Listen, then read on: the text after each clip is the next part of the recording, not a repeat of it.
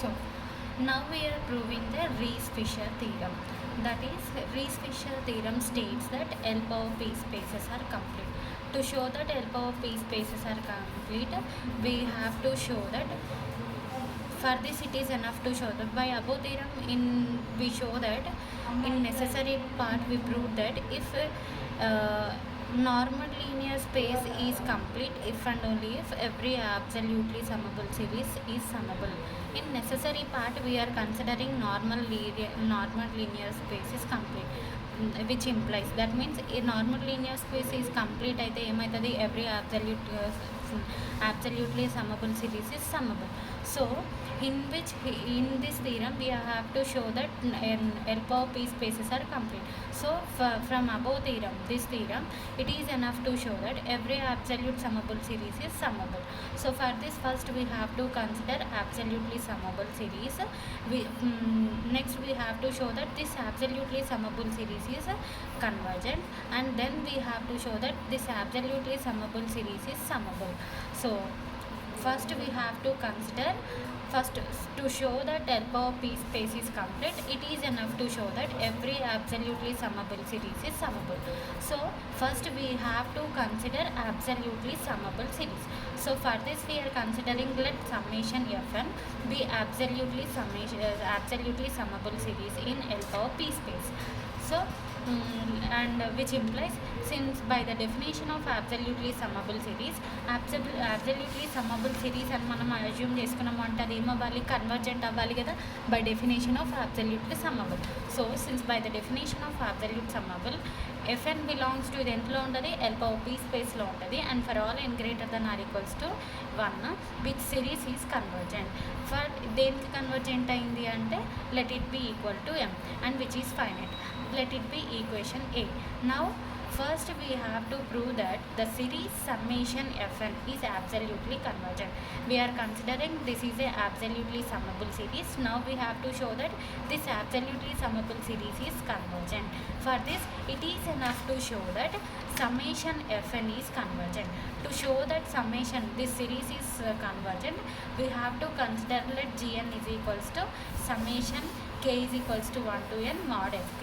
మీరు ఎందుకు అనుకున్నాము అంటే మనం ఏమని చూపించాలి, absolutely summable series is summable అని చూపించాలి. absolutely summable series అనేది summable అని చూపించాలి అంటే by definition of summable we have to take a infinite సిరీస్లో నుంచి ఒక సీక్వెన్స్ తీసుకొని which is the partial sum of the sequence ఈ సిరీస్ అని చెప్పాలి.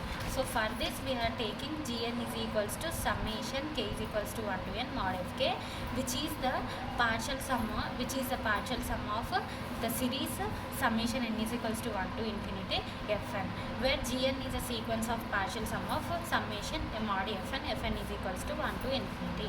Also gn is greater than or equals to 0.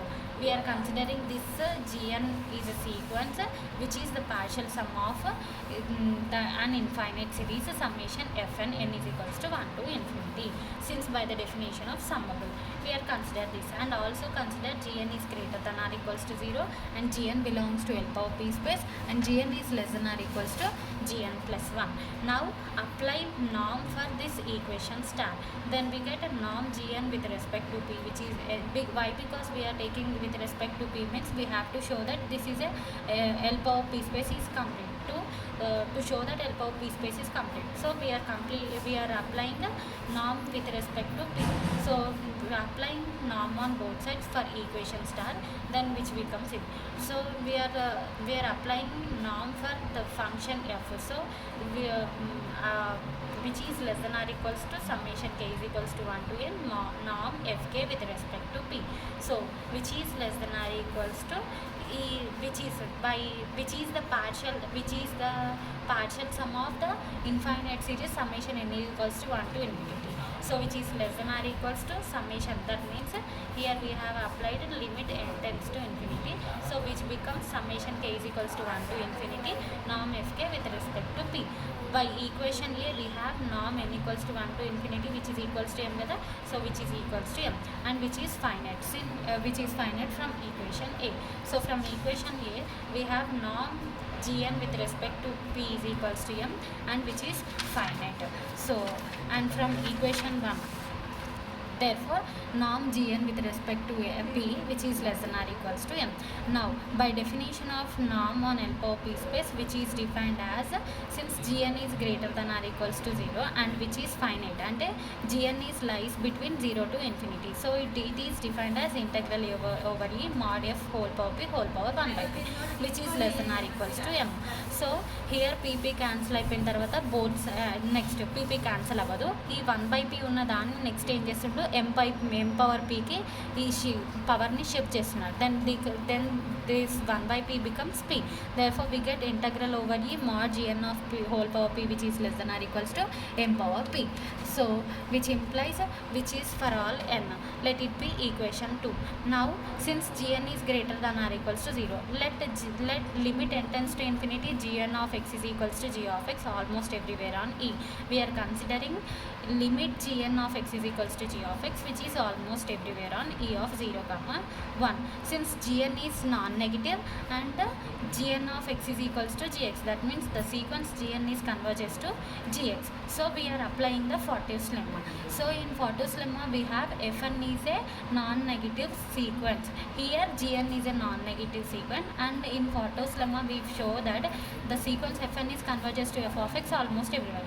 In this theorem the sequence Gn is converges to g of x almost everywhere. So we are applying the Fortuit's lemma. So by Fortuit's lemma we have Gn is less than or equals to Gn plus 1, and which is defined as integral f over E is less than or equals to limit infimum integral Fn over E. So in place of f we are substituting g function. So in integral g power P over E which is less than or equals to limit infimum integral over E Gn power P. So which implies integral over E g power P which is less than or equals to limit infimum and which is less than or equals to M power P gada from equation 2. So from equation 2 which is less than or equals to M power. Therefore integral g power P over E which is less than or equals to M power P which is finite. Since Gn is greater than or equals to 0, let it be equation star. So from this equation we say that g power P is finite and which is almost everywhere. Why? Because g of x is almost, Gn of x is equals to g of x which is almost everywhere. So g power P is finite which is almost everywhere on E of 0 comma 1. Therefore g is finite almost everywhere on E of 0 comma 1. Let it be equation 3.